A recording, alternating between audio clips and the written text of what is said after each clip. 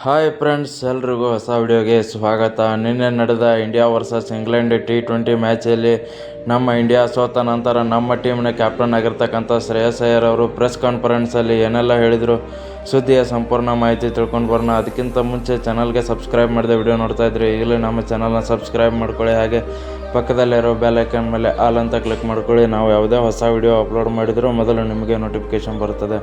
ಮೊದಲನೇದಾಗಿ ನೋಡೋದಾದರೆ, ಒಂದು ಟಾಸ್ ಗೆದ್ದ ನಮ್ಮ ಟೀಮ್ ಇಂಡಿಯಾ ಬ್ಯಾಟಿಂಗನ್ನು ತಗೊಳ್ತಾರೆ. ಬಟ್ ಬ್ಯಾಟಿಂಗಲ್ಲಿ ವೈಭವ್ ಸೂರ್ಯವಂಶಿ ಹಾಗೂ ಅಭಿಷೇಕ್ ಶರ್ಮಾ ಅವರು ಎಂಟ್ರಿ ಕೊಡ್ತಾರೆ ಅಂತ ಹೇಳಿದ್ದಾರೆ. ಅಲ್ಲಿ ಅಭಿಷೇಕ್ ಶರ್ಮಾ ಅವರು ಚೆನ್ನಾಗಿ ಆಡ್ತಾರೆ. ಬಟ್ ವೈಭವ್ ಸೂರ್ಯವಂಶಿ ಅವರು ಒಂದು ಆತುರದಲ್ಲಿ ಒಂದು 10 ಬಾಲ್ಗೆ 14 ರನ್ ಹೊಡೆದು ಔಟ್ ಆಗ್ತಾರೆ.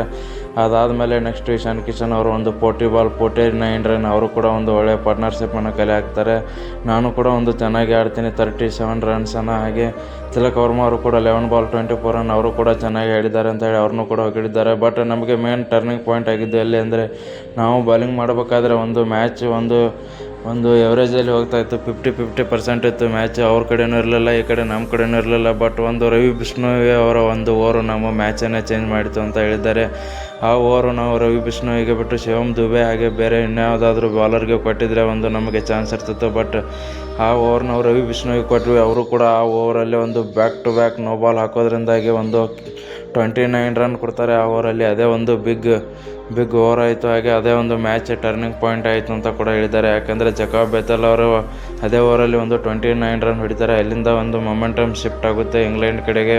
ಇಲ್ಲಿಂದ ನಮ್ಮ ಟೀಮ್ ಇಂಡಿಯಾ ಸೋಲೋಕ್ಕೆ ಕಾರಣವಾಯಿತು ಅಂತ ಹೇಳಿದ್ದಾರೆ. ಬಟ್ ಏನೇ ಅಂದರೂ ಕೂಡ ಮುಂದಿನ ಮ್ಯಾಚಲ್ಲಿ ನಾವು ಮತ್ತೆ ಕಮ್ಬ್ಯಾಕ್ ಮಾಡ್ತೀವಿ, ಬೌನ್ಸ್ ಬ್ಯಾಕ್ ಮಾಡ್ತೀವಿ ಅಂತ ಹೇಳಿದ್ದಾರೆ. ಬಟ್ ಆ ಓವರಲ್ಲಿ ನಾವು ಏನಾದರೂ ಸ್ವಲ್ಪ ರನ್ಸನ್ನು ಕಟ್ಟಿ ಹಾಕಿದರೆ, 10-15 ರನ್ಸ್ ಕಟ್ಟಿ ಹಾಕಿದರೆ ಒಂದು ಇಂಗ್ಲೆಂಡ್ಗೆ ನಾವು ಟಫ್ ಒಂದು ಟಾರ್ಗೆಟ್ ಕೊಡ್ಬೋದಾಗಿತ್ತು. ಬಟ್ ಬ್ಯಾಟಿಂಗಲ್ಲಿ ಕೂಡ ಅಷ್ಟೇ, ನಾವು 190 ರನ್ ಹೊಡೆದಿದ್ವಿ. ಬಟ್ ಒಂದು 200+ ಸ್ಕೋರ್ ಹೊಡೆದಿದ್ರೆ ಇನ್ನೂ ಕೂಡ ಚೆನ್ನಾಗಿರ್ತಿತ್ತು. ಒಂದು ನಾವು ಕೂಡ ಡಿಪೆಂಡ್ ಮಾಡೋಕ್ಕೆ ಒಂದು ಸ್ವಲ್ಪ ಹೆಲ್ಪ್ ಆಗಿರೋದು. ಬಟ್ ರವಿ ಬಿಷ್ಣೋಯ್ ಅವರಿಂದ ಒಂದು ನಮ್ಮ ಟೀಮ್ ಇಂಡಿಯಾ ಸೋಲ್ಬೇಕಾಯಿತು ಅಂತ ಹೇಳಿದ್ದಾರೆ ಪ್ರೆಸ್ ಕಾನ್ಫರೆನ್ಸಲ್ಲಿ. ಹಾಗೆ ನೆಕ್ಸ್ಟ್ ನೋಡೋಣ ಮುಂದಿನ ಮ್ಯಾಚಲ್ಲಿ ಏನೆಲ್ಲ ಬದಲಾವಣೆ ತರ್ತಾರೆ ಪ್ಲೇಯಿಂಗ್ 11ನಲ್ಲಿ, ಹಾಗೆ ಯಾವ ಪ್ಲೇಯರ್ ಎಂಟ್ರಿ ಕೊಡ್ತಾರೆ, ಯಾವ ಪ್ಲೇಯರ್ನ ಆಚೆ ಇಡ್ತಾರೆ ಅಂತ ಹೇಳಿ. ವಿಡಿಯೋ ಇಷ್ಟ ಆಗಿದ್ದರೆ ಲೈಕ್ ಮಾಡಿ, ಶೇರ್ ಮಾಡಿ, ಸಬ್ಸ್ಕ್ರೈಬ್ ಮಾಡ್ಕೊಳ್ಳಿ. ಇನ್ನಷ್ಟು ಸ್ಪೋರ್ಟ್ಸ್ ಅಪ್ಡೇಟ್ಸ್ಗಳು ನಮ್ಮ ಚಾನಲಲ್ಲಿ ಬರ್ತಾ ಇರ್ತವೆ.